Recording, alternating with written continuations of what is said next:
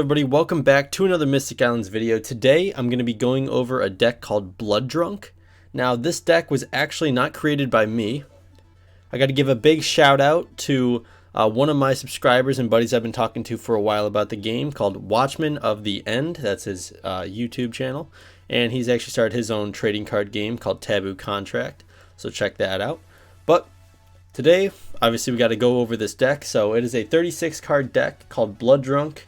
Blood because it has goblins, and drunk because it has pirates, of course. So this deck he made for aggro players, and this is probably one of the most aggro decks in the game so far, if not the most. So we're going to break this down. So we're going to break it down. We're going to go goblins first, then pirates, then neutral, and then the leaders at the end. So first thing, he's going to run 4 goblin warriors, and yes, some of them are in different sleeves. I don't have them all in this deck right now, but I do have 4 goblin warriors in this deck, and 1 attack, 1 defense. When this creature enters the battlefield, your opponent takes 1 damage. Very cheap standard and deals the damage immediately, and very easy to play. That's what most of his deck does, and it's very fun to play with. Been playtesting it a lot. So some people's least favorite or favorite card, depending on if you're on the receiving end of it, Bloodthirsty. We're going to run 4 copies, cost 2. Target creature or caster takes 4 damage. When you cast this ability, lose 2 health.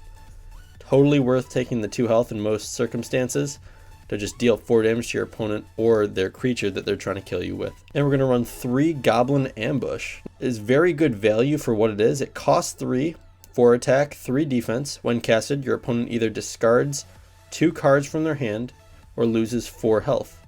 They get to choose. But either way, that's just definitely going to hurt them, and you're getting a creature with 4 attack out for 3. It's pretty solid. Believe it or not, that is everything for the Goblin faction in the deck. And now we're going to move on to the Pirate faction. So we got 4 Pioneer. Again, a 1/1. When casted, draw a card. This is going to help, obviously, with card advantage in your hand. You're going to be getting a card every time you play it. Just going to be getting you more little creatures to be aggressive with. One of the most important cards in the deck, Solo Drunken Sailor, right here. Run 4 copies of it. 2 attack, 1 defense. When this creature is played onto the battlefield, lose 2 health. But definitely makes up for that drawback right there for sure. And he is untapped. That's the biggest thing. Comes out quick. Attacks for 2 immediately. Don't have to wait for it. Your opponent has no time to think about it. So that is very aggressive. Great card. Next card is Passive Shipboy.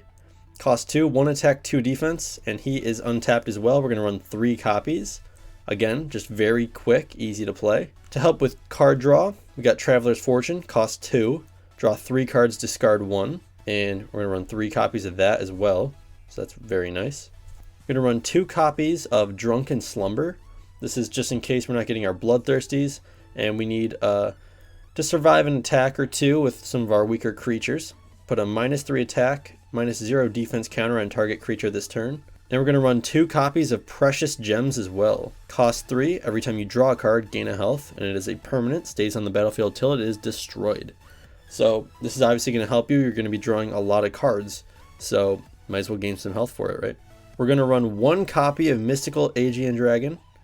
Cost 1, 1 attack, 3 defense, probably the best valued card in the game. When this creature is killed, gain 3 health and put it at the bottom of your deck instead of putting it in the graveyard. Such a solid card. Going to run 2 Forbidden Spells just to protect ourselves a little bit from an opponent. If they are going crazy with the ability cards, we can just shut that down. We're going to run 3 copies of Civil Centaur as well. Neutral faction, cost 3. 3 attack, 4 defense. Every round, draw a card and discard a card. Obviously going to help with card draw, and you can get rid of any cards that aren't going to be useful to you. And if, when you use this ability, you draw another Civil Centaur, gain 3 health. So that's huge right there. And he suggested that we use Captain Blackbeard for the leader card, which has been very good in playtesting.